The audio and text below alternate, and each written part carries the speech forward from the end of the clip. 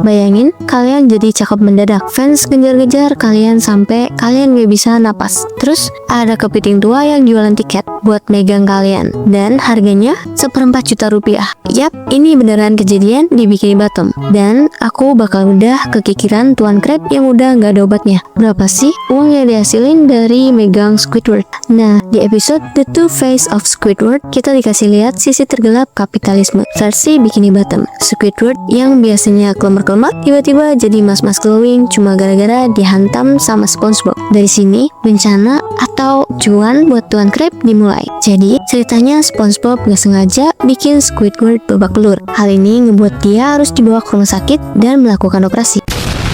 Hidung mancung, rahang kotak, bulu mata lentik, dreams come true? Gak juga. Fans jadi gila, rumahnya didatengin, tidur gak tenang, makan gak nyaman, Squidward jadi stres berat. Dia minta SpongeBob buat nonjok dia lagi biar kembali jelek. Tapi yang terjadi malah dia makin ganteng. Nah, disinilah Tuan Crab, sang CEO Krusty Krab, melihat peluang. Di luar restorannya udah kayak konser K-pop. Semua fans Squidward ngumpul. Dan apa yang dia lakuin? Ini dia momen legendaris ya.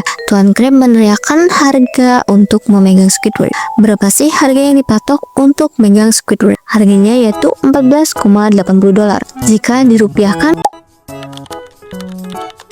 oke, kita bedah. Kenapa $14,80? Kenapa nggak $15 biar bulat? Teori 1, ini strategi marketing. $14,80 kedengeran lebih murah dari $15. Trik psikologi harga klasik. Tuan Crab itu pinter soal masalah peruangan. Teori kedua, dia sengaja biar ada receh 20 sen, jadi pas kembalian dia bisa bilang nggak ada receh dan ngantongin 20 sen dari tiap orang. Kalau curse 17.000, 20 sen itu bisa sampai 3.400. Kikir level final boss. Terus cuannya berapa? Anggap aja ada 50 orang fans yang bayar. $14,80 dikali 50 sama dengan $740. Jika dirupiahin bisa sampai 12,58 juta dalam sehari. Kalau 100 fans bisa tembus 25,16 juta. Modalnya cuma nyuruh Squidward berdiri, uang pun masuk ke dompet dengan melimpah. Fun fact, ini bukan pertama kalinya Tuan Crab jualan hal absurd. Dia pernah jual SpongeBob, bahkan jual tisu toilet ataupun hal-hal absurd lainnya. Tapi jual megang karyawan, ini emang yang paling di luar nurul. Tapi di endingnya Squidward balik lagi menjadi jelek. Fans pun yang tadinya berkerumun mengelilingi Krusty Krab mulai berhamburan pergi dari depan Krusty Krab.